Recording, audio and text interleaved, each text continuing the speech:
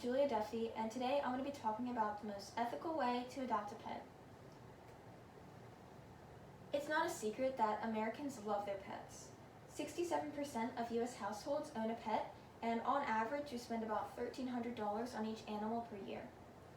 We turn to our pets for emotional support and companionship, inviting them into our homes to be a part of our families.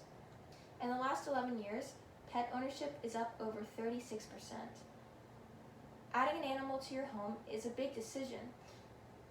It can affect your family for many years to come, and one of the most important choices to be made is where you adopt your pet from. You can adopt your pet from a breeder or an animal shelter, and the biggest difference is that breeders produce and sell pets for profit, while animal shelters rescue stray and abandoned pets and find them new homes. There's a strong argument to be made to adopt pets from shelter rather than going to a breeder. When you take home an animal from a shelter, you can feel proud to know that you're saving not just one, but 2 lives. It's an unfortunate but true fact that about 1.5 million animals are euthanized each year. By going to a shelter, not only are you saving their life, but opening up another spot in the shelter for another animal. Additionally, a lot of these animals are already trained. Some of them come from previous households where they were house trained and taught commands, so it makes the job of the new pet owner much easier. Another incentive to adopt from a shelter is that you will help reduce the amount of pets in America without a home. There are more than enough pets in the world, and the last thing we need to be doing is breeding more and more every year. What breeders do by creating more pets is just perpetuating the problem, and shelters actively work against overpopulation of pets in America. With the recent increase in pet ownership, puppy mills or for-profit breeders are on the rise. These breeders are known for their unethical practices. The conditions are often cruel and unsanitary. Female dogs and cats are bred far too young and too early. Tragically, one of the cruelest aspects of these puppy mills is the overbreeding to obtain desirable genetic traits. This has no regard for the long-term health of these animals, and it can have some very severe health effects. Some health effects that are associated with overbreeding are blindness, joint pain, respiratory issues, reduced life expectancy. I could go on. Many breeds are almost unrecognizable from their cousins just a few decades ago. One example of this is the Great Dane. This is a picture of a Great Dane 100 years ago. This is a picture of a Great Dane today. As you can see, there are some significant changes. The shape of the face has been altered, and this can lead to deafness and blindness. Additionally, the average weight of a Great Dane has increased to over 175 pounds, which is the weight of some adults. This can cause joint and hip issues in these animals.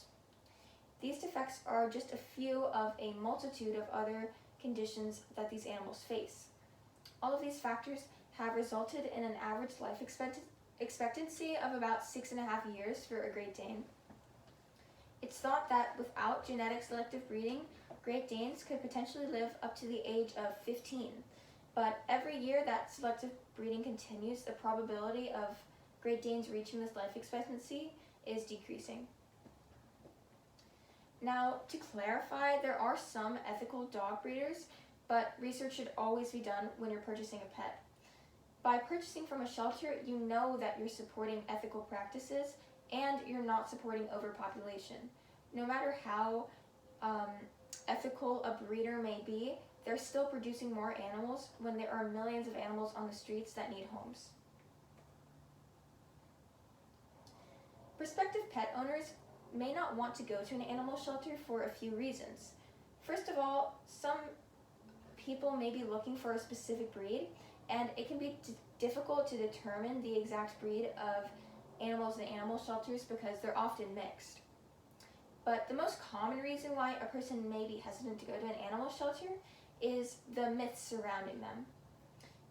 When you think of the term rescue dog, perhaps a small, loud, scrappy dog comes to mind, or maybe a mean, loud, scary dog. Many people assume that the dogs and cats in animal shelters are dirty, untrainable, and poorly behaved. However, this is rarely the case. Animals in shelters are routinely screened by veterinarians and behavioral specialists. Services that would normally cost hundreds of dollars are included in the adoption fees. So many of these animals come spayed and neutered, and a dedicated network of volunteers foster these animals and help ensure that they're healthy and appropriate to be rehomed.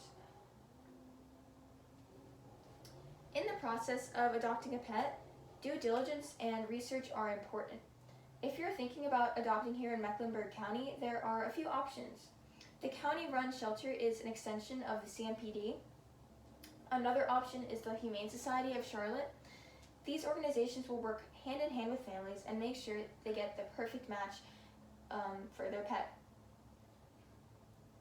There are plenty of ways to get involved with this work as well. You can volunteer to foster animals or donate money and resources. However, when it comes down to adopting a pet, perhaps the biggest factor is intangible. Wherever that animal comes from, whether it be a top breeder or a stray in the streets, love is love. When they curl up beside you, where they came from hardly matters. Just the happiness that they bring. In our family, we have successfully adopted 2 shelter animals, Pepper and Belle.